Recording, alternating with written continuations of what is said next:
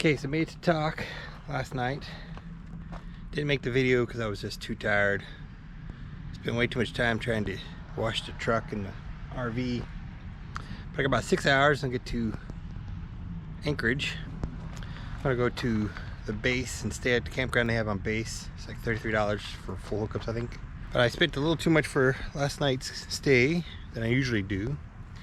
But it's to stay at this campground. It's a really pretty campground. Not a whole lot of vehicles here.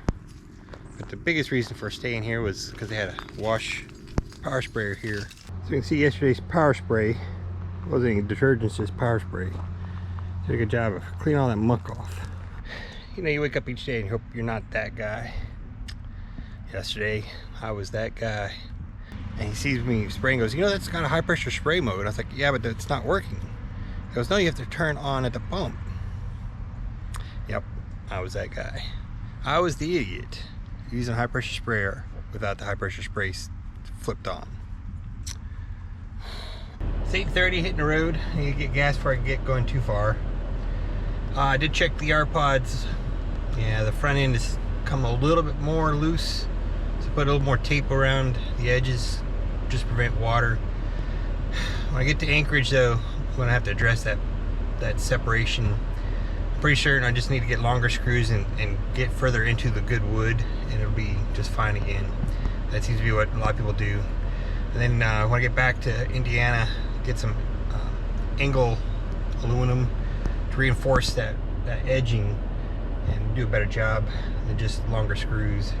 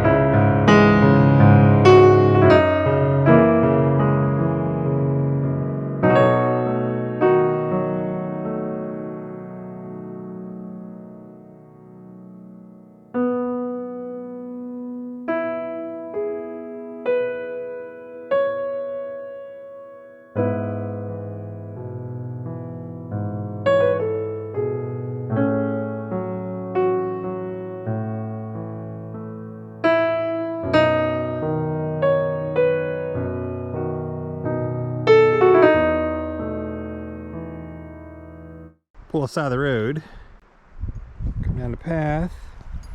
Someone strategically placed chairs.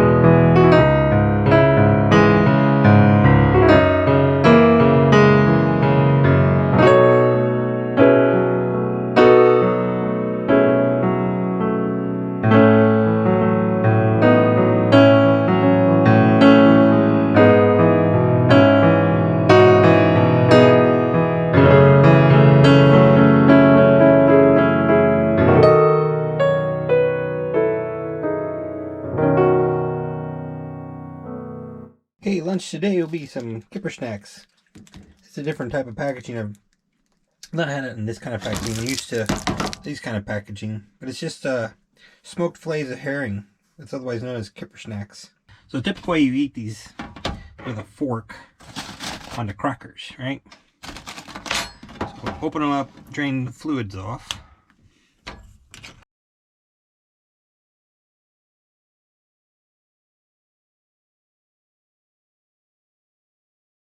I think my family first started eating these when I was a kid and we were stationed in Germany. In fact, this one is actually from Germany. So all you do is break off a piece. It's just typical fish meat.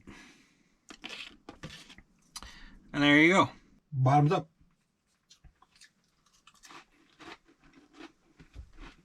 I like pepper on mine. A little grind fresh pepper on it. In fact, now think about it. Here's another packaging of it. Bar Harbor. Seasoned with cracked pepper. And I'm trying to eat healthier. So I'm eating fruit. Okay, so it's in Jell-O, but it's an attempt. You know, I kind of felt a little bad for herrings. They kind of play the role in the ocean that the chicken does on land. Pretty much everything eats it.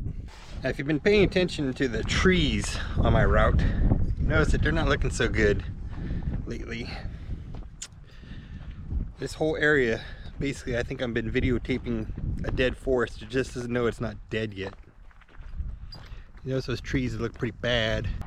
Here's a tree that looks pretty good. It's only got a couple of brown spots.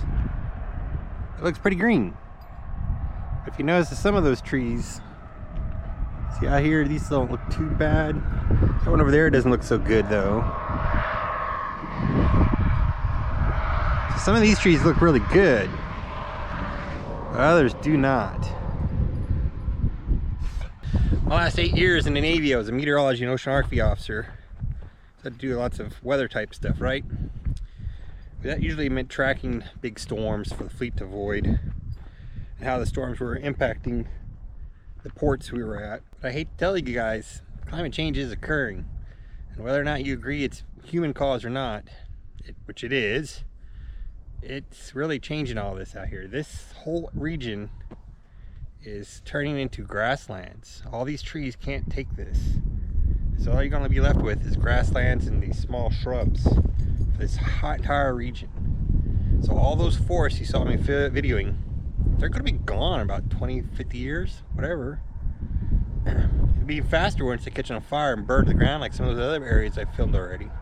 One of my tours as a meteorology and oceanography officer in Maryland, what I did for that 3-year period was look at how we can mitigate environmental impacts to our forces when it comes to how the climate was changing and what was our strategic plan. I hope we got something better than what I was looking at. Part of the term the Navy used was called resiliency. How to basically be more resilient with the changes in the environment, how pier structures were being redeveloped, all this type of stuff, just so we can have a naval force that can work in a changing climate. And if you think about it, the military, it really needs to know what the impacts are to the environment, because there's just too many black flag days, what we call it, when it got too hot to train outside. If you have too many black flag days, or you got too many burn warnings out, you can't do live fire exercise. You can't have guys out doing stuff in fields and not have them drop from heat exhaustion, or worse, heat stroke.